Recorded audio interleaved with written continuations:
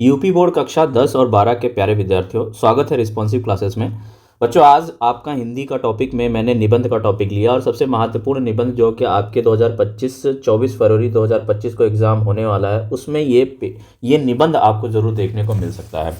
तो यहाँ पे ये संभावना है कि ये निबंध आएगा ही आएगा, क्योंकि इस बार 144 साल बाद महाकुंभ लगा हुआ है और इस पर जो है आपका यूपी बोर्ड में ये निबंध इस टॉपिक पे बनेगा ज़रूर। तो यहाँ पे ये क्लास 10 और 12 दोनों के लिए, 10 और 12 दोनों के लिए इंपॉर्टेंट वीडियो है। यहाँ से आप 10 में से 10 मार्क्स भी कवर कर सकते हैं अगर आप अच्छा निबंध लिखते हैं तो, नहीं तो आपको 9 नंबर तो यहाँ से मिलने ही वाले हैं। ठीक है, तो कैसे आपको निबंध लिखना है, क्या क्या उसमें टॉपिक होगी, वो पूरा मैं आपको इसमें डिटेल में बताऊंगा। और इस निबंध को आप पढ़ लीजिए और सारे टॉपिक को माइंड मेकअप कर लीजिए और उसमें फिर अपने अकॉर्डिंग आप लिख सकते हैं। तो सभी लोग वीडियो को लाइक कर देंगे, चैनल को सब्सक्राइब कर लेंगे। सबसे पहले हेडिंग डालेंगे महाकुंभ, सनातन संस्कृति का एक महापर्व। ये हेडिंग डाल के रूपरेखा लिखेंगे। अब रूपरेखा क्या होती है? रूपरेखा एक निबंध का एक हेडिंग होता है जिसके अंतर्गत हम निबंध में जिन जिन हेडिंगों के बारे में एक्सप्लेन करने वाले हैं वो वहाँ पर हम लिखते हैं। तो सबसे पहले निबंध में भूमिका लिखी जाती है, फिर उससे संबंधित नीचे यहाँ पे कुछ हेडिंग्स होते हैं। तो सबसे पहले हम हेडिंग डालेंगे भूमिका, फिर दूसरे में लिखेंगे महाकुंभ का धार्मिक और पौराणिक महत्व क्या है, महाकुंभ का ऐतिहासिक परिप्रेक्ष्य क्या रहा है, महाकुंभ का आयोजन और महत्व, यानी इसका आयोजन कैसे किया गया, इसका क्या महत्व है, महाकुंभ का आर्थिक और पर्यटन महत्व, महाकुंभ में प्रमुख आकर्षण क्या रहा, महाकुंभ और अखाड़ों की क्या परंपरा है, महाकुंभ की आधुनिक चुनौतियां और समाधान, और फिर इसके लास्ट में हम उपसंहार। यानी कुल मिला के यहाँ पे 10 नंबर के हिस्से में हम 9 हेडिंग लिखेंगे। और हेडिंग हमें बहुत लंबा नहीं लिखना है, हमें अपने शब्दों की सीमा को, की गरिमा को बनाए रखकर मैक्सिमम हेडिंग में कम कम शब्दों में एक्सप्लेन करना है, जैसा कि मैंने यहाँ पे एक्सप्लेन किया है।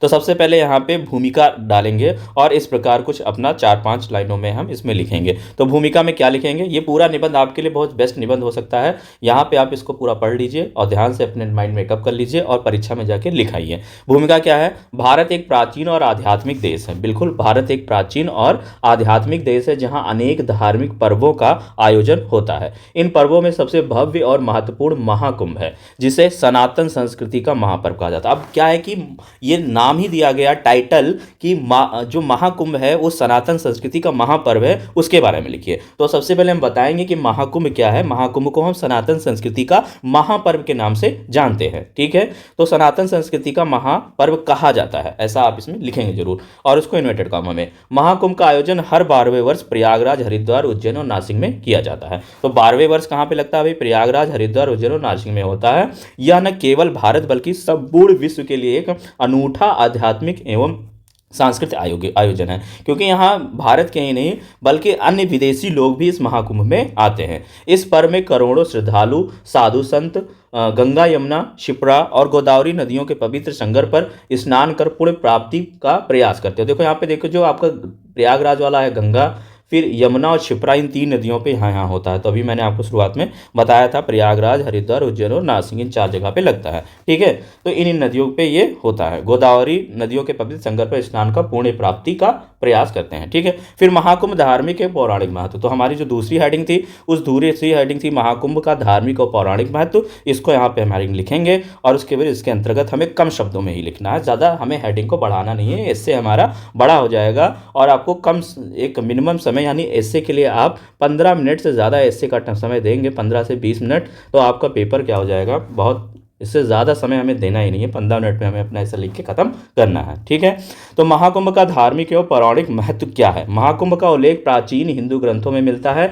इसके आयोजन का मूल आधार समुद्र मंथन की कथा से जुड़ा हुआ है। पौराणिक मान्यता के अनुसार जब देवताओं और असुरों ने अमृत कलश के लिए समुद्र मंथन किया, तब भगवान विष्णु ने मोहिनी रूप धारण कर अमृत कलश को देवताओं को सौंप दिया। इस दौरान अमृत की कुछ बूंदें पृथ्वी पर 4 स्थानों प्रयागराज, हरिद्वार, उज्जैन और नासिक में गिर गई। यही कारण है कि इन 4 स्थानों पर कुंभ के मेले का आयोजन किया जाता है। ठीक है, तो महाकुंभ का धार्मिक और पौराणिक महत्व यही है कि यहाँ पे अमृत की बूंदें गिरी हुई हैं, इसलिए यहाँ पे स्नान करते हैं। ठीक है, फिर महाकुंभ का ऐतिहासिक परिप्रेक्ष्य क्या रहा है, ये हम लिखेंगे। तो महाकुंभ मेले का आयोजन प्राचीन काल से होता आ रहा है। अनेक ग्रंथों और अभिलेखों में महाकुंभ के भव्य आयोजनों का वर्णन मिलता है। ह्वेनसांग और अल-बरूनी जैसे विदेशी यात्रियों ने भी भारत में कुंभ मेले का उल्लेख किया है। इतिहासकारों के अनुसार गुप्त और मुगल काल में भी यह पर्व धूमधाम से मनाया जाता था। ब्रिटिश शासन के दौरान भी प्रयागराज में महाकुंभ का आयोजन हुआ था, जिससे इसकी ऐतिहासिकता और लोकप्रियता सिद्ध होती है।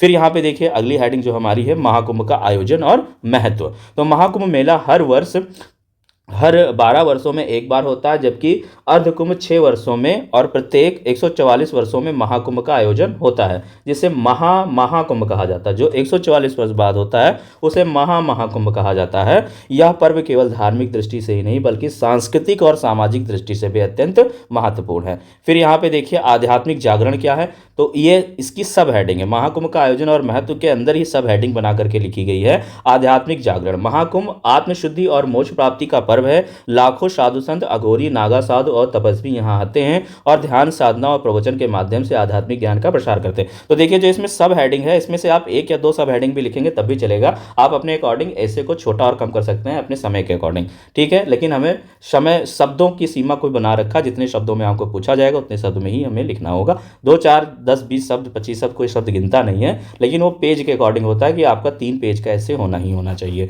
सामाजिक समरसता क्या है, यह पर्व सभी जाति धर्म वर्गों के लोगों को एक मंच पर लाकर सामाजिक समरसता को बढ़ावा देता है। वैज्ञानिक दृष्टिकोण क्या है, अध्ययनों में पाया गया है कि गंगा और अन्य पवित्र नदियों का जल कुंभ के समय अधिक शुद्ध और जीवाणु रहित होता है। वैज्ञानिकों ने इसे गंगा जल की स्वशुद्धिकरण क्षमता का नाम दिया है। महाकुंभ का आर्थिक और पर्यटन महत्व क्या है, इसके अंतर्गत लिखेंगे महाकुंभ केवल धार्मिक आयोजन ही नहीं बल्कि एक बड़ा आर्थिक और पर्यटन उत्सव भी है। लाखों श्रद्धालु देश विदेश से यहाँ आते हैं, जिससे व्यापार, होटल, परिवहन और हस्तशिल्प उद्योग को बढ़ावा मिलता है। सरकार भी इस आयोजन के लिए विशेष व्यवस्थाएं करती हैं, जिससे स्थानीय लोगों को रोजगार के नए अवसर मिलते हैं।